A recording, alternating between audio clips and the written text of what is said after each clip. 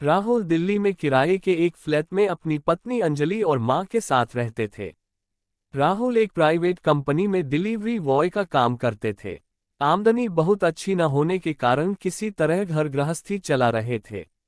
घर खर्च पूरी करने के लिए अंजलि भी एक रेडीमेड कपड़े की दुकान में सेल्समैन की नौकरी करने लगी। एक दिन राहुल और अंजलि इसी विषय पर अपने बेडरूम में बातें कर रहे थे। द्वार खुला होने के कारण उनकी आवाजें बाहर कमरे में बैठी मां को भी सुनाई दे रही थीं।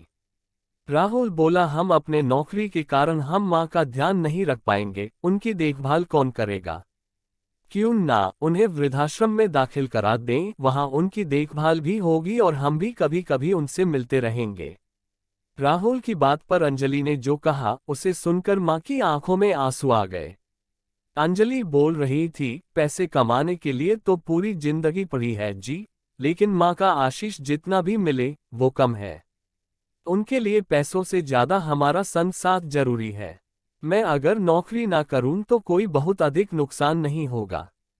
किसी तरह से सब काम ठीक ठाक से तो हो ही जाता है। मैं मां के साथ रहूंगी, घर पर ट्यूशन पढ़ाऊंगी, इससे मां की देखभाल भी कर पाऊंगी। याद करो, तुम्हारे बचपन में ही तुम्हारे पिता नहीं रहे और घरेलू काम धाम करके तुम्हारी मां ने तुम्हारा पालन पोषण किया, तुम्हें पढ़ाया लिखाया, काबिल बनाया। तब उन्होंने कभी भी तुम्हें पड़ोसन के पास तक नहीं छोड़ा, कारण तुम्हारी देखभाल कोई दूसरा अच्छी तरह नहीं करेगा। और तुम आज ऐसा बोल रहे हो। तुम कुछ भी कहो, लेकिन मां हमारे ही पास रहेंगी हमेशा अंत तक। अंजलि की उपरोक्त बातें सुन मां रोने लगती है और रोती हुई ही पूजा घर में पहुंचती है। ईश्वर के सामने खड़े होकर मां उनका आभार मानती है और उनसे कहती है, भगवान तुमने मुझे बेटी नहीं दी, इस वजह से कितनी ही बार मैं तुम्हें भला बुरा कहती रहती थी, लेकिन ऐसी भाग्य लक्ष्मी देने के लिए तुम्हारा आभार मैं किस तरह मानूं। ऐसी बहू पाकर मेरा तो जीवन सफल हो गया प्रभु। मित्रों, यह कहानी आज के परिवेश में बहुत महत्व रखती है कि आखिर हमारी संस्कृति को हम क्या आयाम दे रहे हैं। इस पर गहराई से सोचने की आवश्यकता है। कृपया कम से कम अपनी बेटियों को ऐसे ऐसे संस्कार जरूर दें।